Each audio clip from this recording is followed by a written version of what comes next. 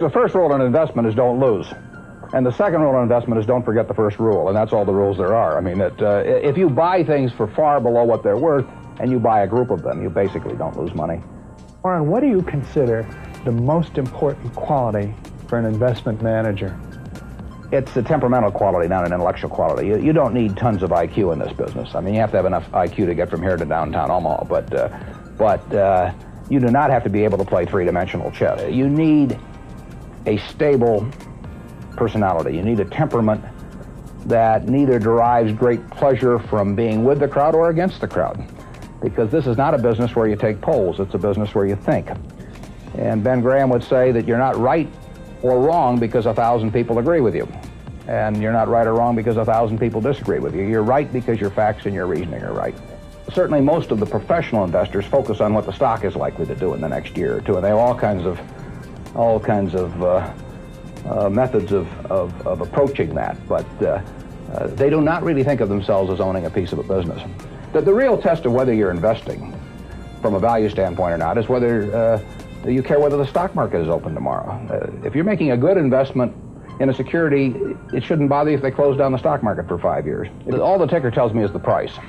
And I can look at the price occasionally to see whether the price is outlandishly cheap or outlandishly high. But prices don't tell me anything about a business.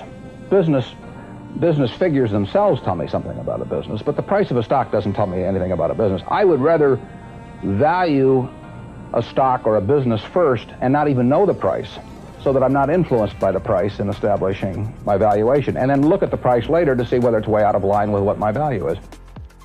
How can you stay away from Wall Street? Well, if I were on Wall Street, I'd probably be a lot poorer. You get overstimulated in Wall Street, and you hear lots of things, and you may shorten your focus, and a short focus is not conducive to long profits. And here I can just focus on what businesses are worth, and I don't need to be in Washington to figure out what the Washington Post newspaper is worth, and I don't need to be in New York to figure out what some other company is worth. It's an intellectual process, and the less static there is in that intellectual process, really the better off you are. What is the intellectual process? The intellectual process is defining your level, defining your area of competence in valuing businesses, and then within that area of competence, finding whatever sells at the cheapest price in relation to value. And there are all kinds of things I'm not competent to value. But there are a few that I am competent to value. Have you ever bought a technology company? No, I really haven't. In 30 years of investing, not one? I haven't understood any of them. So you haven't ever owned, for example, IBM? Never owned IBM. Marvelous company. I mean, a sensational company, but I haven't owned IBM. And so here is this technological revolution going on, and you're not going to be a participant. Gone right past me. Is that all right with you? It's okay with me. I don't have to make money in every game. I mean, I don't know what cocoa beans are going to do. There are all kinds of things I don't know about, and that may be too bad. But why should I know all about them? I haven't worked that hard on them. In the securities business, you literally every day have thousands of the major American corporations offered to you at a price that changes daily.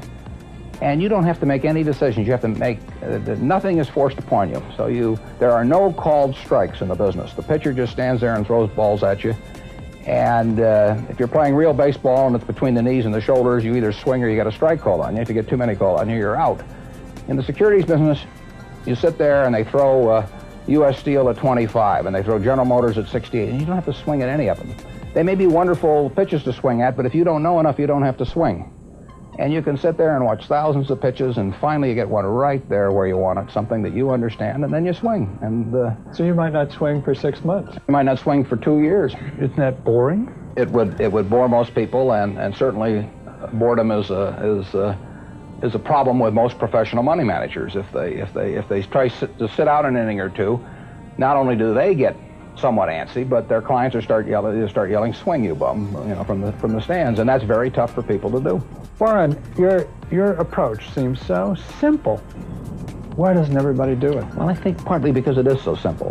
That the academics, for example, focus on all kinds of variables. Partly because by academics you mean professors of right, finance? Yeah, the data's there. In business school? Sure, and the data's there. So they focus on whether if you buy stocks on Tuesday and sell them on Friday, you're better off, or if you buy them in election years. and sell them in other years, you're better off. Or if you buy small companies, there are all these variables because the data are there, and they've learned how to manipulate data.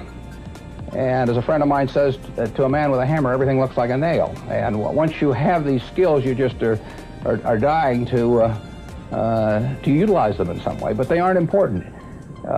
If I were being asked to participate in a business opportunity, would it make any difference to me whether I bought it on a Tuesday or a Saturday or an election year or something? It's not what a businessman thinks about in buying businesses. So why think about it when buying stocks? Because stocks are just pieces of businesses.